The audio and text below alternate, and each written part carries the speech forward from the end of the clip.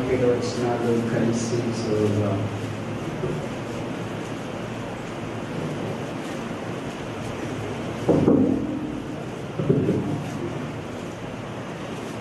ఆదికాండము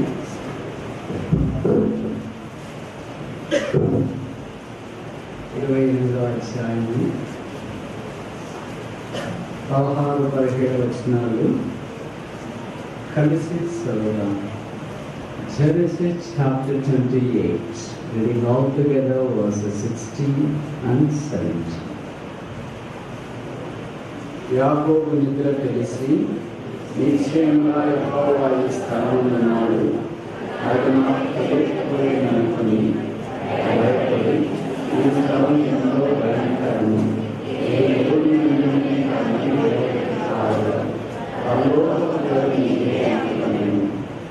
చదువుదాం.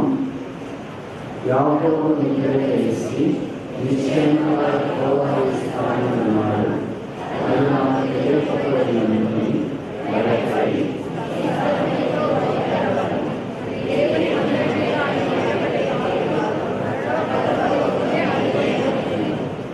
ఇది దేవుని మందిరమే.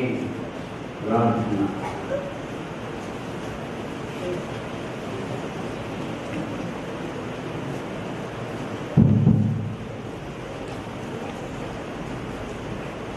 ప్రేమగల తండ్రి, సహాయం చేసి ఆదరించి ధైర్యపరిచి నడిపించినందుకు స్తోత్రములు. ఈ 4వ మాసం మొదటి శనివారం ఇలా మీ సన్నిధిలో గడపగలిగే సమయం మీరు అనుగ్రహించినందుకు స్తుతిస్తున్నా. సమీప దూర ప్రాంతాల నుండి సామాన్యమైన మీ ప్రజలు ఎంతో ఆశతో ఎండ తీవ్రంగా ఉన్న రావడానికి మీరు అనుకూలపరిచినందుకు మీకు స్తోత్రములు. జ్ఞాపకం చేసుకొని ఈ దినము రేపు మీరు మా మధ్యలో సంచరించి మా అక్కర కొరకు మీరు పరిచయం చేయమని ప్రార్థిస్తున్నాము. కనబడకుండా వంటశాల స్థలాల్లో పనిచేస్తున్న వారికి అవసరమైన కృప మీరు అనుగ్రహించండి. మేమందరం చేరి మీ పాల దగ్గర కూర్చొని మీ పాల మీద నుండి పడి రొట్టెముక్కలు ఏరుకొని తిని కుట్టుకొని ఆత్మీయంగా సేద తీర్చబడటానికి మీరు సహాయం చేయమని ప్రార్థిస్తున్నాము. మీ ప్రజల ప్రార్థనా భూమిని నిలబడి మీ ప్రజలకు ప్రీతికరమైన పరిచయం చేసి సత్యము మీ వాక్య సన్నాస్కరించి ప్రార్థిస్తున్నాము తండ్రి. కానీ అక్కడి నుండి బయలుదేరారు. రాత్రి పడుకోనే సమయము వచ్చినప్పుడు ఆయన జెండు లేకుండా పోసి పడుకోవడం రాదేమో, నిద్ర పట్టదేమో. కొంతమంది కళాకారులు రాత్రిపూట ఎక్కడైనా సరే వాళ్ళు పైన రైలు వెళ్ళినా బస్సులో వెళ్ళినా వాళ్ళు ఎన్నడీ బైబిల్ మర్చిపోయినా పర్వాలేదు కానీ జెండు తీసుకుని ఆడుకుంటారు. ఎందుకంటే జెండు లేకపోతే వాళ్ళకి నిద్ర రావడం, అందుకని జెండు తీసుకుని వెళ్ళడం ఆనవాయితీ చాలా మందికి. కానీ యాకోబుకి అది కూడా కుదరలేదు. కానీ జెండు లేకపోతే ఆయనకి నిద్ర రాదు. అందుకని ఒక రాయి తీసుకొని తన తలగడగా జెండుగా చేసుకొని నిద్రపోయాడు. మరి నడిచొచ్చాడు కనుక నిద్రపోయాడు, ఇంకెట్లా ప్రాణమీద వదిలేసాడు కనుక నిద్రపోయాడు. ఏమి పాములు వచ్చినా, తేళ్ళు వచ్చినా, జంతువులు వచ్చినా, దొంగలు వచ్చినా, ఏమి జరిగినా పర్వాలేదులే, ఇక్కడ అడుగుతో వస్తామని నిద్రపోయాడు. మొత్తానికి దేవుడు మంచి నిద్ర కలిగేసాడు కనుక నిద్రపోయాడు. అప్పుడు దేవుడు ఏం చేశాడంటే ఆయనకు కళ లేదా ఒక ఏమంటారు కళని స్వప్నము, ఒక కళ దేవుడు ఇచ్చినాడు.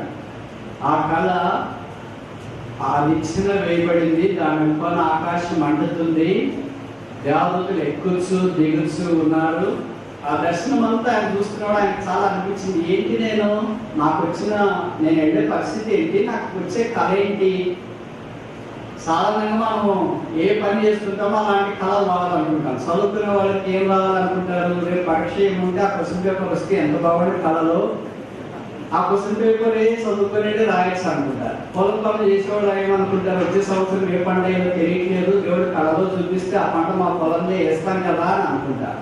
ఇలా ఏ పని చేస్తామో ఆ పనికి సంబంధించిన కళే మనం కారణాలని అనుకుంటాం. కానీ పనికి 180 డిగ్రీలు వ్యతిరేకంగా ఒక కళ రావాలని అనుకోవడము సాధారణంగా జరగదు, అలాగే రాదు అని కూడా అనుకుంటాం.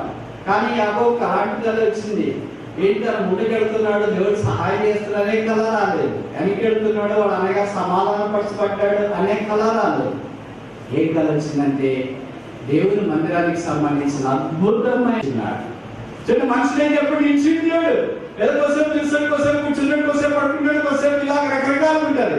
కానీ దేవుడు ఇశ్రాయేలుని కాపాడువాడు, కునికడు నిద్రపోడు. ఆయన సంవత్సరాలకు మించలేదు. ఆయన ఎప్పుడైనా యాకోబు దినాన ఆ దినము బేతలో నిలిచిన దేవుడే ఈ దినాన దాదాపు 60,000 సంవత్సరాలైనా కూడా ఇప్పటికి కూడా ఆయన దేవుడి మందిరంలో నిలుచున్నాడు. ఆయన నిద్రపోవట్లేదు.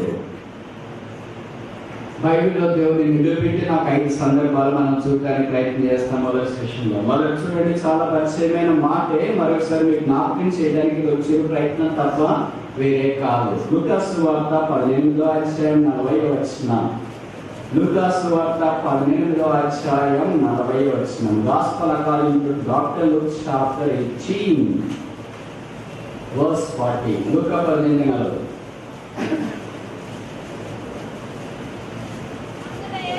అమ్మా నేను చదువుతా, మీకు మైక్ లేదు కదా. లూకా 18:40. అంతటా యేసు పండుకొని ఇక్కడ నిలచి, దేవుడిని నిలబెట్టారు కొంతమంది. మనం దేవుడిని నిలబెడుతున్నామా, పడుకోబెడుతున్నామా? దేవుడిని నిలబెట్టాడు. ఎవరిక్కడ?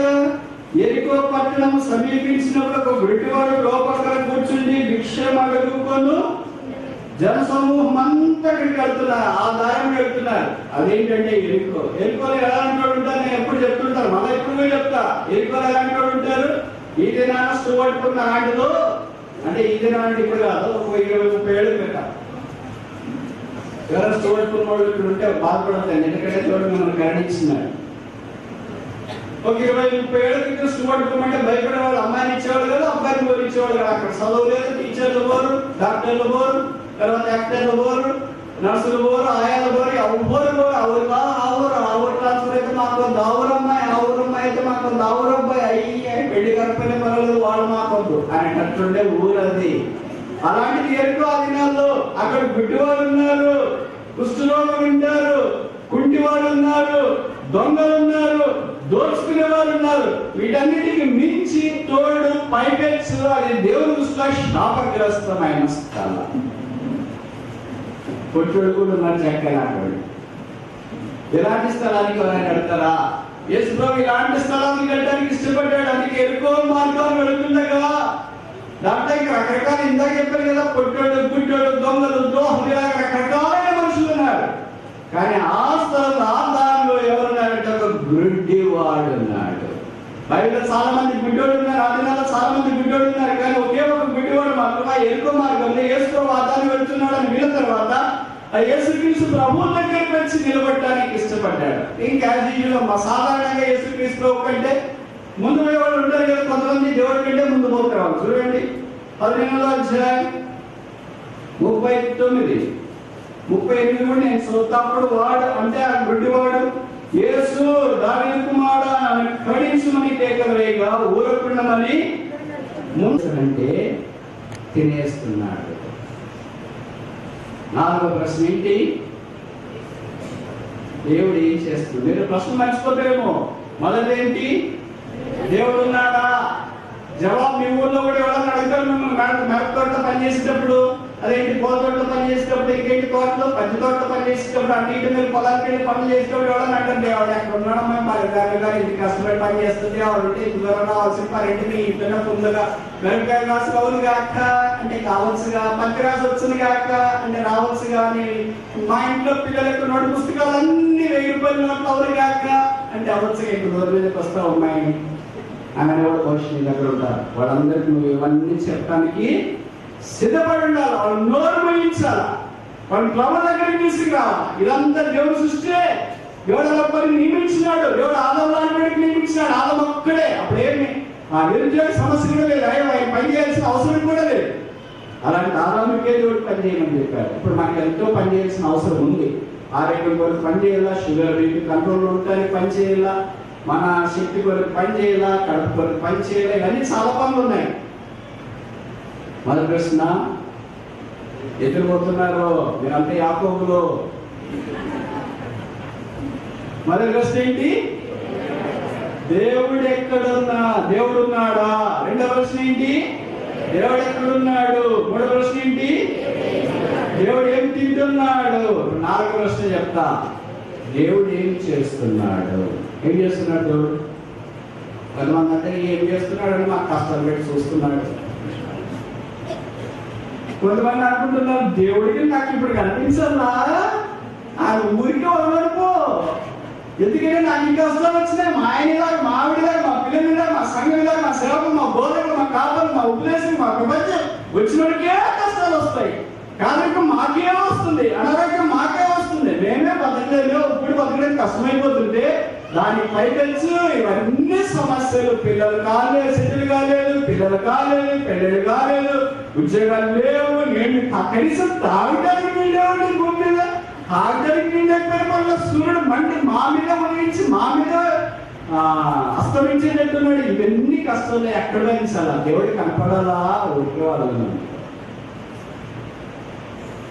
అప్పుడు ఈ పశువులు కాపాడినాడంట రాజా, మీరేమనుకోకపోతే చిన్నమనేది, మీరు ఉన్నతమైన సింహాసనం మీద ఆశీనులు అయినారు, మీరు ఒక్క నిమిషం ఆ సింహాసనం మీద ఇంటికి వచ్చి సామాన్యమైన ప్రజల మధ్యలో ముందు వరుసలో కూర్చోవాలని మనవి చేస్తున్నాను.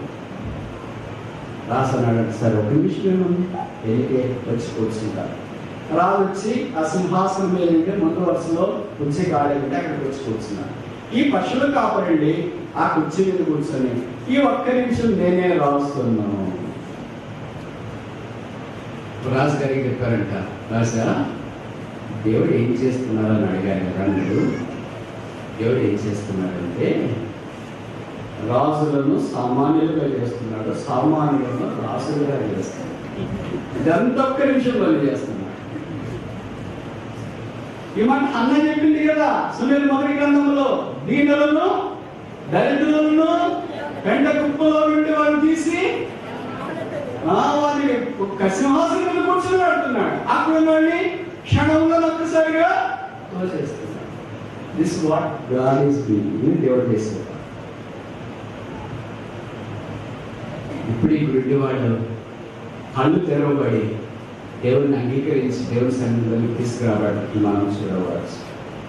ఇంకా ఇసులో ఎవరైనా అంగీకరించకుండా ఉంటే ఉదయకాలం జ్ఞాపకం ఉంచుకోనండి, రక్షణ తప్పైన దేవుడు మనం రక్షించి మన కళ్ళు తెచ్చిన కలకాయ ఆయన నిలబడి ఇంకా ఎవరైనా యేసుని విశ్వసించకుండా ఉంటే, పాప క్షమాపణ మానవాసం పొందకుండా ఉంటే ప్రభు యేసుని విశ్వాసం ఇచ్చింది, అప్పుడు లేదు ఇంటి వారిను రక్షింపబడి.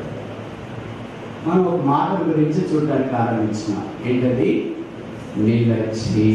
పేతురు ఆయన ఏం చేస్తున్నాడు? నిలబడి ఉన్నాడు. మొదటి ఎక్కడ నిలబడ్డాడు? దేవుడని చూసాము, ఒక గుడ్డి వారిని కళ్ళు తెరిపించడానికి నిలబడ్డాడు. దీన్నే మన రక్షణ. దేవుడు ఒకసారిగా రాత్రి పగలు వేస్తుందని పేతురు తెలుసు, పగలు చేపలు పడితే మరి అజ్ఞానిగా ఉన్నట్టున్నాడు, కూర్చొచ్చి నాలాగే కూర్చొని మనం చేపలు పట్టట్లేదా వాళ్ళందరికీ చెప్పట్లేదండి, సరే ఏదో చెప్పాడు కదా అని సంతోషపట్టేస్తాం. కొన్నిసార్లు మనం చేస్తున్న వాళ్ళు చెప్పారు కదా చేయట్లేదు, బాధపడలేదు, మోమాటం ఎక్కువ కదా. ఆ పేతురు కూడా అంటున్నాడేమో, నీ మాట చెప్పు నేను వేస్తా. వేసాడు వాళ్ళ. తర్వాత బైబిల్ రాబడి వాడిని విస్తారమైన చేపలు పెట్టారు. ఒకడే లాగలేకపోయాడు, వేరే వాళ్ళకి సంఘం చేసి మీరండి వాళ్ళు కూడా వస్తున్నారు, వాళ్ళ పిగిలిపోయాడు నుంచి చేపలు పట్టాయి. బైబిల్ రాబడి అది రాసి అంట. ఏమి రాసి? మిరపకాయలు రాసా? ఏం రాసి? వేసని రాసా? ఏం రాసి? పత్తి రాసా? ఏం రాసి? డబ్బులు రాసా? ఏం రాసి? చూడండి బైబిల్ ఉంది కదా, చేపల రాసి. ఎప్పుడైనా మీరు ఈ పదాలు చూసారా? ఎక్కడన్నా చేపల రాసి చేపలు పెట్టాలి వాళ్ళ దగ్గర రా అని చెప్పేవాళ్ళు చూసింటాం, కానీ చేపలు రాసి పోసినారు అక్కడ అని చెప్తారా? మీరే చెప్తారు కదా, మిరపకాయలు రాసి పోసారు, పత్తి రాసి పోసారు, మొక్కజొన్నలు రాసి పోసారు, ఇంకేంటి వరి రాసి పోసారు. రాసి లెక్కలేనంతా అది కొనడంత కష్టం, దాన్ని రాసి అంటారు. ఇక్కడ అలాంటి రాసి చేపలు రాసి పడిపోయాయి. ఆ రాశికి వాసి ఎవరు? యేసు ప్రభువు. గాడిని రాశిగా చేస్తాడు. God will convert the emptiness into రాశి. ఎక్కువ ఖాళీ దగ్గరికి వచ్చినావు, నేను అంతే ఖాళీ అయిపోయాను, నా జీవితమే ఖాళీ అయిపోయింది, నా చదువు, నా ఉద్యోగం, నా పంట, నా పొలాలు, నేను అంతా ఖాళీ వచ్చాను దేవా, నన్ను ఏమైనా చేస్తావా? పేతురు అనే ప్రభు మీద ఆధారపడి నీ మాట చొప్పున ఈ కోర్స్ చేస్తా, నీ మాట చొప్పున అక్కడికి వెళ్తా, నీ మాట చొప్పున వదిలేస్తా, నీ మాట చొప్పున ఈ పని చేస్తా, నీ మాట చొప్పున ఈ పని చేస్తా, నీ మాట చొప్పున ఇది చేస్తా, నీ మాటే అని ఎవరు చేయగలరు? వారిని దేవుడు ఆశ్రయించి రాసిపోయిస్తారు. పేతురు రాసబడబోలే. పేతురుకున్న మంచి లక్షణం ఏంటంటే రాసి పట్టుకో, ఇట్లా ఎంత పట్టుకోవాలని చెవులు పట్టుకున్నామని ఆయన పాదాలు పట్టుకున్నాడు. Depart from me for I am simple person, పాపాత్ముడను, నన్ను దాటిపోవడానికి వస్తాడా? దాటిపోవడానికి దేవుడు వచ్చి నేను పడతాడా? మనం కూడా కొన్నిసార్లు కష్టాలు అలా ఉంటే ప్రభావం దాటిపోయాయా, నువ్వు లేకపోతే మనం ఏదో కార్యక్రమం లేకపోతే చేసుకుంటాం కదా, నేను నమ్మినాము కనుక పని చేయలేమా, మాట మాట్లాడమా, సంగతి చేయలేమా, అక్కడ కూర్చోండి తల్లి, మీ ఆసక్తి చూస్తున్నాము. రెండో సెషన్కి వస్తున్నాడు లోపలికి, అప్పుడు లోపల నుండి నచ్చిపోయి బయటకు వస్తాడు.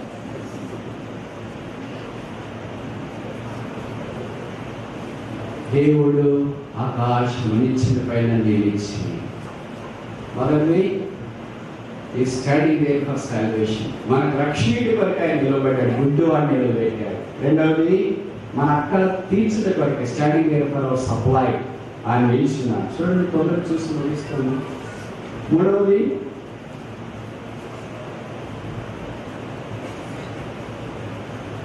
యోహాను సువార్త 7:37, యోహాను 7:37, యోహాను 7:37. ఆ పండుగలో మహాదినమైన అంత్యదినమున యేసు పండుకొని రాశారు, నిలచి యేసు నిలచి ఎవడైనా దప్పుకున్నాడు నా దగ్గరకు వచ్చి దప్పిక తీర్చుకున్న వారు నా విశ్వాసం ఉంచువాడు ఎవడో లేఖనం చెప్పినట్టు వారి కడుపులో నుండి జీవజలం నదులు పాలని బిగ్గరగా చెప్పాను. Standing out day plus pictures, మనకు వాక్య వీటి కొరకాయ బోధించడానికి కొరకాయ అని నిలబడి ఉన్నాడు.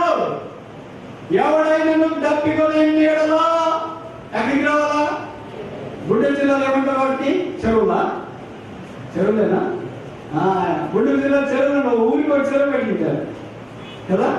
వచ్చి ఆ దాహం తీవ్ర ఎన్ని తాగినా ఎన్ని బిందెలు తాగినా అది అక్కడ తాగేసింది, ఇంటికి మళ్ళా దాహం వేస్తుంది.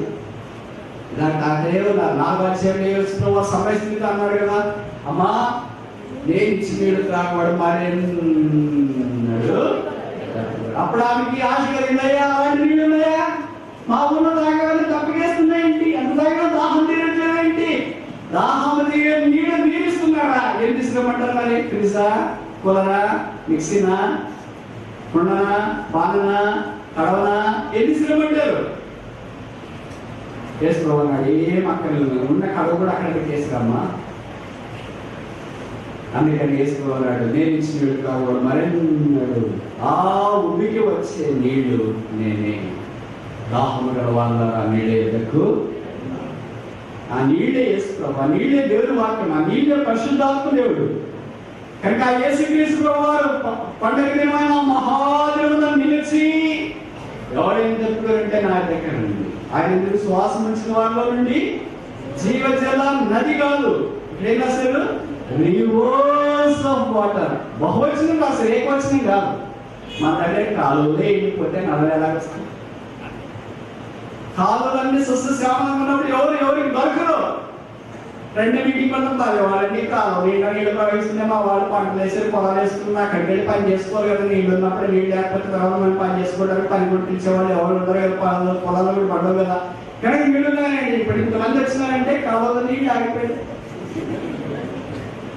బహుశా నాకు తెలిసి ఈ గుంటూరు కృష్ణా జిల్లాలో పరిచయం ఉన్నంత దాకా ఇంత గడ్డ కాలం కృష్ణా డెల్టాకి ఎప్పుడు రాలేదు.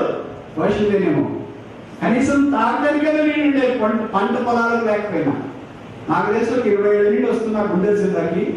ఎప్పుడు ఇంత ఎండి పొలం తాగడానికి నీళ్ళు లేకుండా పంటల సంగతి పక్కన ఉంది. తీవ్రమైన సంక్షోభం వచ్చి భౌతికంగా పరిస్థితులు మారిపోతున్నాయి. వీటన్నిటిలో మనం నిలబడి ఉండడానికి ఒకటే శక్తి ఏంటంటే నిత్య జీవపు నీళ్ళు ఇచ్చి ఆయుష్లో. యెషయా గ్రంథం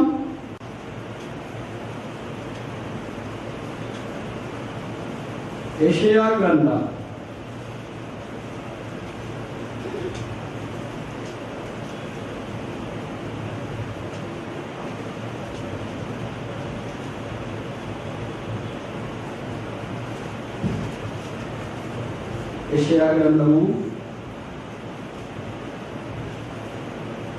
65:16.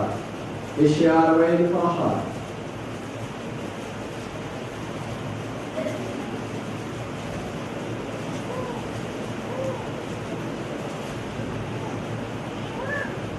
ఆఖరి వరుస నేను చూద్దాం, మీరు చూడండి. యెషయా 65:16. యెషయా 65:16 ఆఖరి వరుస. పూర్వము కలిగిన బాధలు నా దృష్టికి మరువబడును, అవి అంటే బాధలు నా దృష్టికి మరుగవును. కనుక చాలా బాధపడినాం కాలం.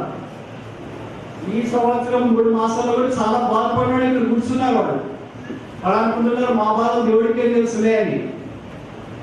బాధ రెండో మారు రాకుండా నివారణ చేసిన నహూము 1:9. దేవుడు ఏం చెప్పాడు? మరవబడును. I will forget your wounds forever. నీ బాధలను పూర్తిగా మర్చిపోదండి. ఇంకోసారి నువ్వు ఆ బాధల గురించి దిగులు చెందవలసిన అవసరం లేకుండా దేవుడు ఆ బాధలన్నింటినీ నివారించినాడు. దేవుడు ఆ బాధలో ఉండేవారు అక్కడ తీర్చిన వరకు అయ్యేవాడు మన శిష్యుల దగ్గరికి వచ్చి ఆయన ఇచ్చినాడు. వాడు ఇదే మాట అన్నారు, ఏ చేపలు పట్టలేకపోయారు. కుడి వైపున దోణ వల వేసినారు. ఎన్ని చేపలు పట్టారు? ఇక్కడ రాసి కాదు, వాసి.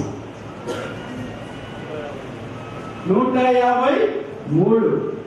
లూకాసు 5వ అధ్యాయంలో రాసి ఇక్కడ మాత్రం నంబర్ కొలవగలిగినంత, ఎంచగలిగినంత. ఎందుకు 153? 154 ఎందుకు కాకూడదు? 152 ఎందుకు కాకూడదు? 151 ఎందుకు కాకూడదు? 153 కరెక్ట్ ఆగొస్తాయి. మనమే చెప్తాం, మనకి ఎన్ని బస్తాలు అయితాయండి మీ దగ్గర నలపలో అంటే 100 కావాల్సిందే అని చెప్తాం. 100 అటు ఇటే కావచ్చు, 200 కావాల్సిందే అంటాం, అటు ఇటే కావచ్చు. కానీ ఎవరైనా ఖచ్చితంగా చెప్తారా 153 అయితాయండి మా పొలంలో ఉన్న మినప బస్తాలని, పత్తి బస్తాలని? చెప్పలేదు. అటు ఇటే చెప్తాం. కానీ కరెక్ట్ 153.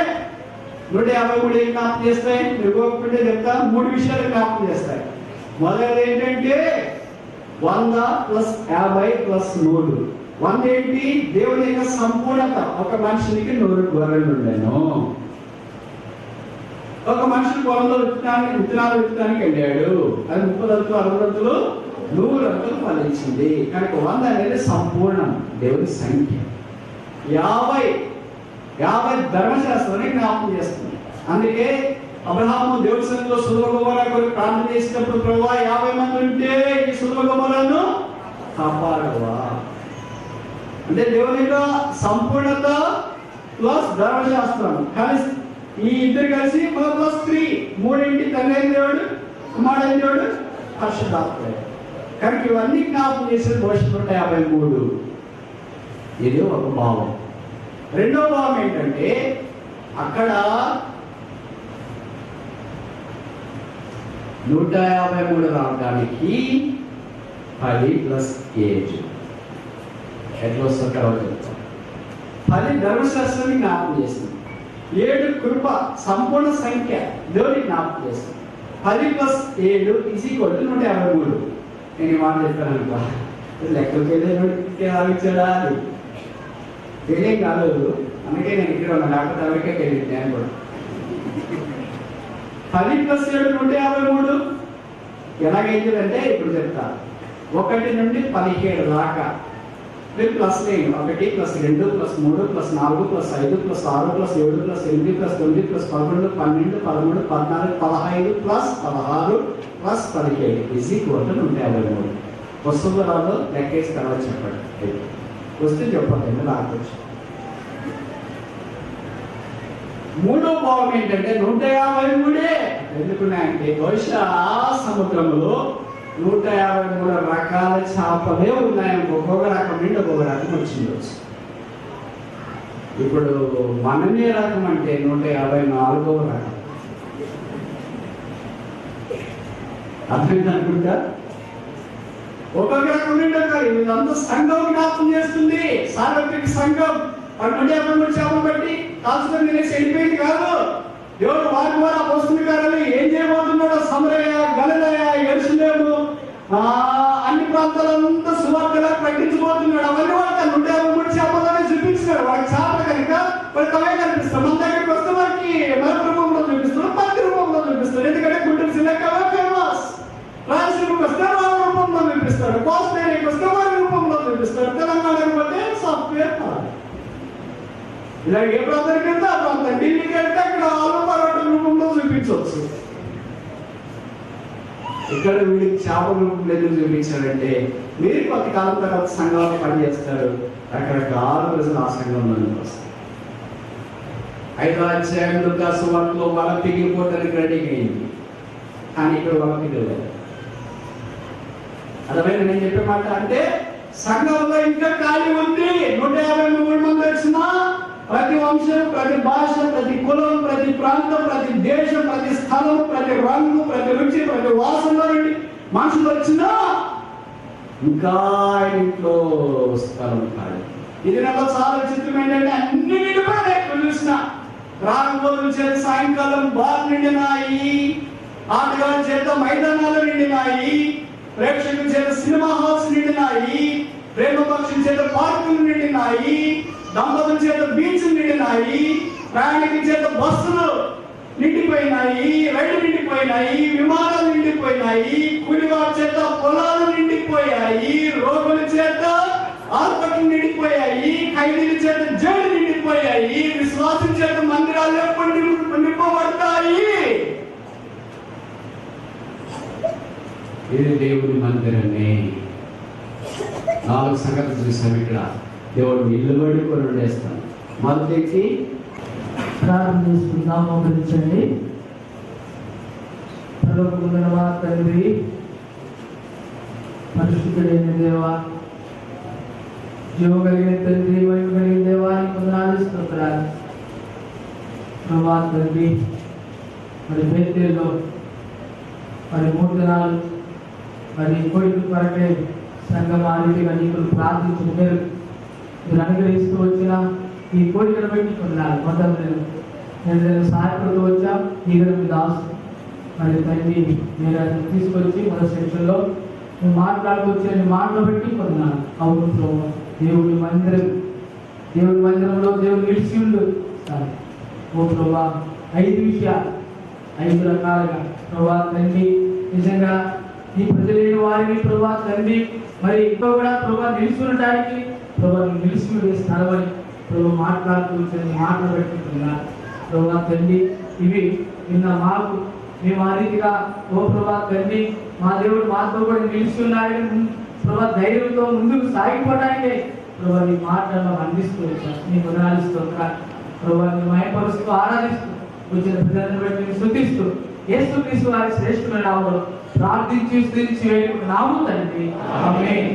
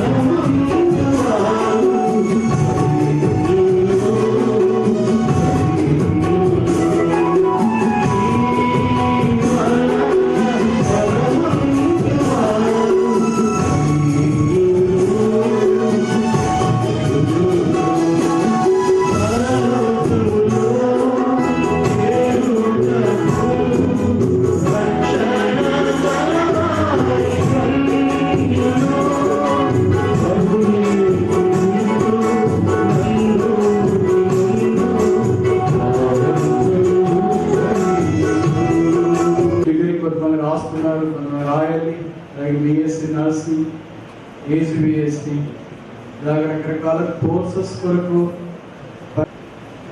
ఆయన నిలిచిన ద్వారా మనకెంతో పురికొల్పు, ప్రోత్సాహం, వెచ్చ. ఒక వ్యక్తి నిలిచినాడంటే అర్థమించి రెడీ ఫర్ యాక్షన్. పడుకున్నోళ్ళకి ఇంకా లేపడాలని, సిద్ధపడాలని నిద్రమత్తులు ఉంటారు. నిలిచినాడు అంటే ఏ పనైనా, ఎప్పుడైనా, ఎక్కడికైనా, ఎలాగైనా చేయడానికి వారు సిద్ధంగా ఉన్నారని అర్థం. కనుక మన దేవుడు కూడా తన మంది రావడంలో నిలిచిన్నాడు. ఈ రెండో సెషన్లో పరిశుద్ధాత్మ దేవుడు సహాయం చేసే కొద్ది, మీరు అనుమతించే కొద్ది ఇంకో మాటలు గురించి మనం చూస్తాం. 26-12 వచ్చిందాం. మొదటి అంతస్తు, రెండవ అంతస్తు అలా ఉండొచ్చు. కానీ ఎక్కడైనా భూమి మీద నుండి ఆకాశానికి వేయబడిన నిచ్చెన చూసినారా? దాని పొడవు ఎంత? దానికి ఎన్ని మెట్లు ఉంటాయి? నిచ్చెన మెట్లు ఉంటాయి కదా, కొన్ని మెట్లు ఎక్కితేనే మనకు ఒకసారి కష్టం అనిపిస్తుంది. ఇన్ని మెట్ల, ఇంత పెద్దగా ఆ నిచ్చెన యేసుప్రభు. ఆయన మనుషులకి అందడు, అగమ్య గోచరుడు. ఆయన దేవుడు, ఆయన సర్వాంతర్యామి. ఆయన ఎంత ఎత్తున్నాడు, ఎంత ఎడుతున్నాడు, ఎంత పొడుగున్నాడు, ఎంత పలుసగా ఉన్నాడు, ఎంత బరువు ఉన్నాడు.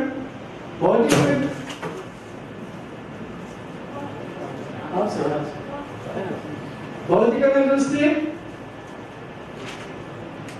ఆయన రక్త మాంసంలో పాలువాడే మనతో పాటు ఉన్నాడు. ఎగ్జాంపుల్ చేసినాడు కదా,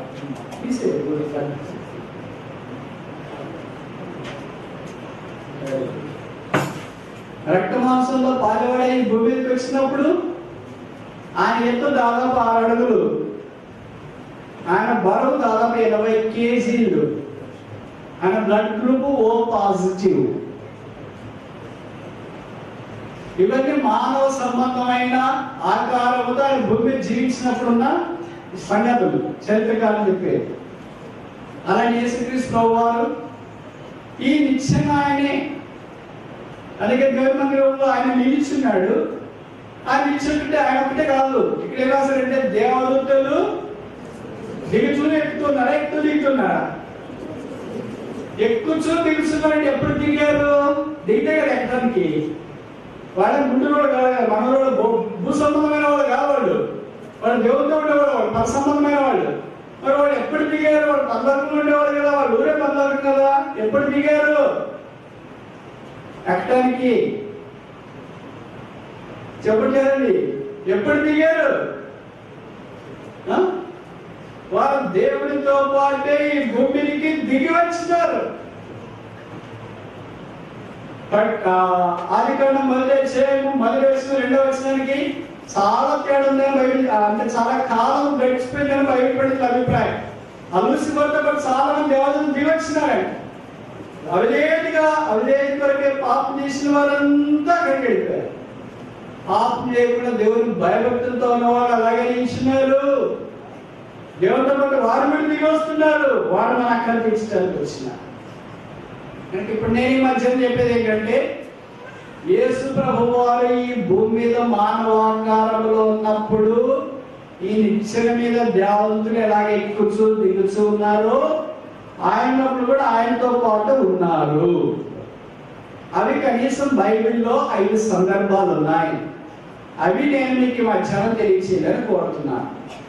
అవి మనకి ఏం జ్ఞాపకం చేస్తాయి? ఇదే వచ్చిన మనం చదివిన 12వ వచనం యోహాను సువార్త మొదటి అధ్యాయంలో మనకు కనిపిస్తుంది. యోహాను సువార్త మొదటి అధ్యాయం 51వ వచనం. John chapter 1:51. యోహాను 1:51. మరియు ఆయన మీద ఆకాశం తెరవబడి దేవుని దూతలు మనిషి కుమారుని పైగా ఎక్కువ దేవుడు సూత్ర జీవిలో నిశ్చయం పైకి ఎక్కుంటా కిందకి దిగుచా. కనుక దేవుని దూతలు యేసుక్రీస్తు ప్రభువు వారి దగ్గర మొదటి ఇక్కడ కనిపిస్తున్నారు. వాళ్ళు ఎక్కుచూ దిగుచూ ఉన్నారు. ఇది రక్షణ మనకి జ్ఞాపకం చేస్తుంది. రక్షించబడిన, రక్షణ లేని వారి కొరకై రక్షణను గురించిన పరిశుద్ధాత్మ దేవుడు ఒప్పిస్తూ ఉండగా ఇది అవతల తీసుకొని వస్తారు, బయటికి తీసుకొని వస్తున్నారు ఉగ్రతలో నుండి. మీరే తెలుసు కదా, యెహోవా దూత అని రాస్తే పాత నిబంధనలో ఏకవచనం యేసు ప్రభువు అని అర్థం. దేవుని దూతలు అని రాస్తే దూతలు. దూతలు అంటున్నారు మామూలు మన సండే క్లాస్లో వేసినట్లు పిల్లలంతా ఎత్తు లావు పొడవు ఎడుకుండి 2 రెక్కలు పెట్టుకొని కిరీటం పెట్టుకొని పాటలు పాడుతుంటారా?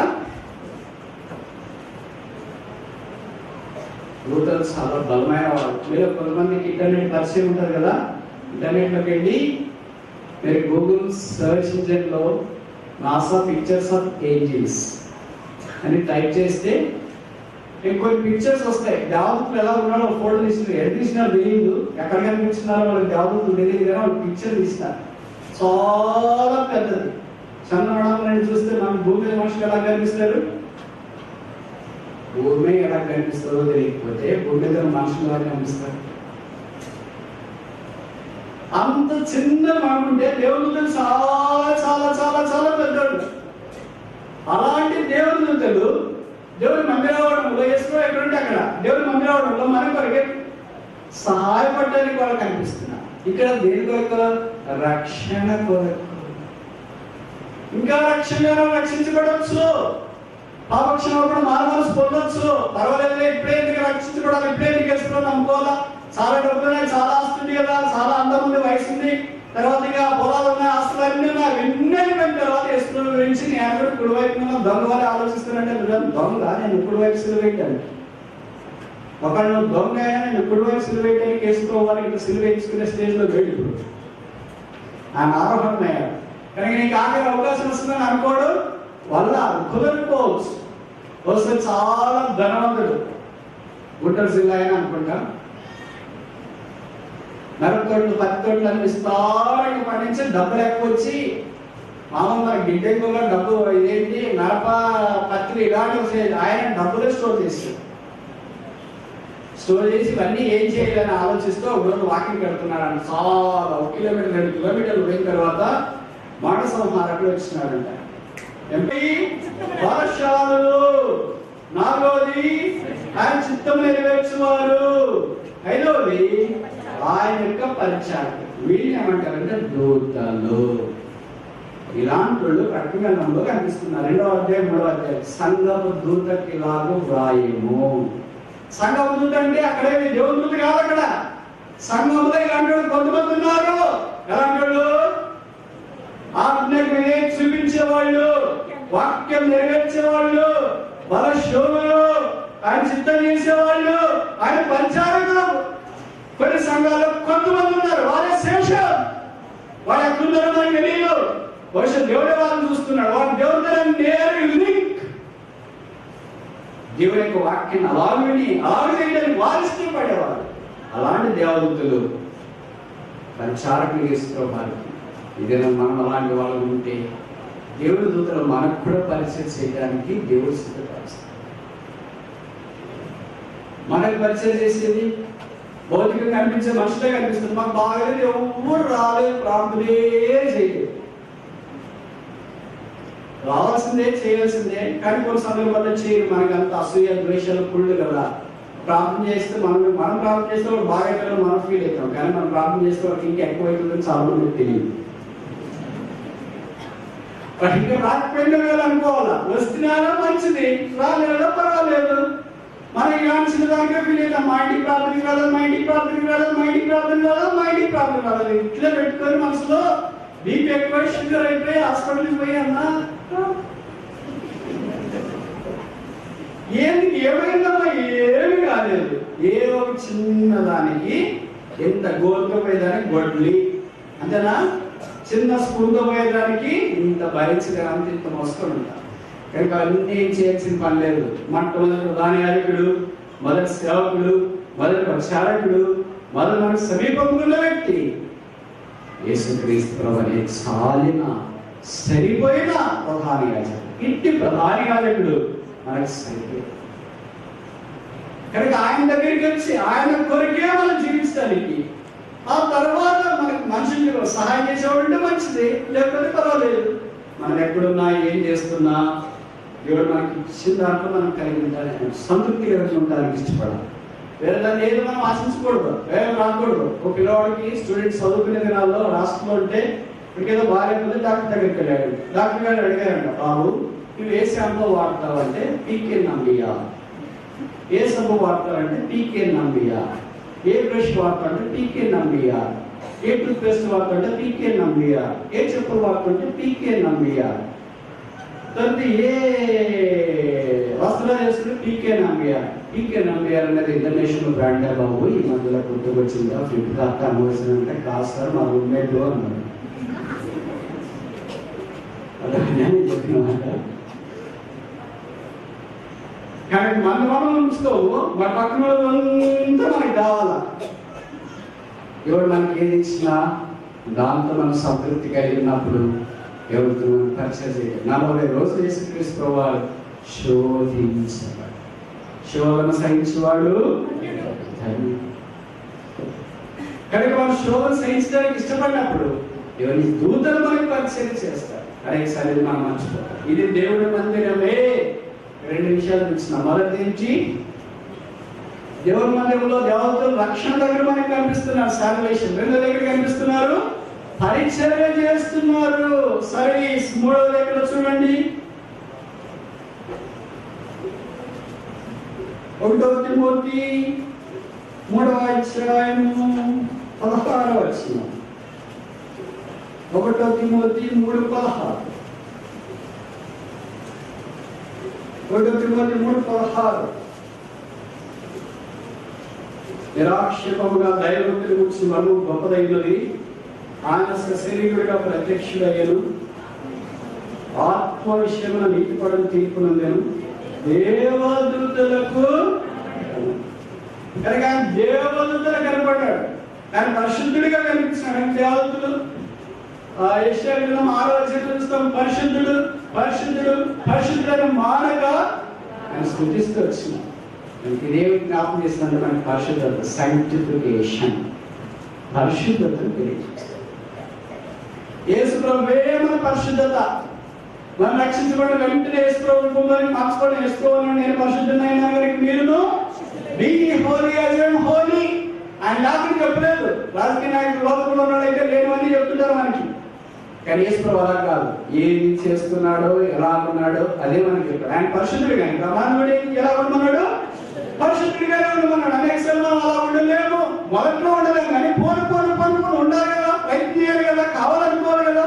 తిరిగి పండువలే కుక్కవలే వెనకనేసి ఆదివారం వచ్చి పండువలే పొద్దున నన్ను కుక్కవలే తిరిగిన నన్ను అని పాటు పడితే నీ రక్తమే నీ రక్తం అని ఎన్ని వారాలు పడతావమ్మా, ఎన్ని నెలలు పడతావు అక్క, ఎన్ని సంవత్సరాలు పడతావన్నా. ఒక ఆయన నాకంటే ఆయన అన్నాడు కదా, సత్యదాకా వాడతాను. వాడు సత్యదాకా మంచిదే, కానీ సత్యదా కుక్కల వలే వద్దు, సత్యదాకా పండు వలే వద్దు.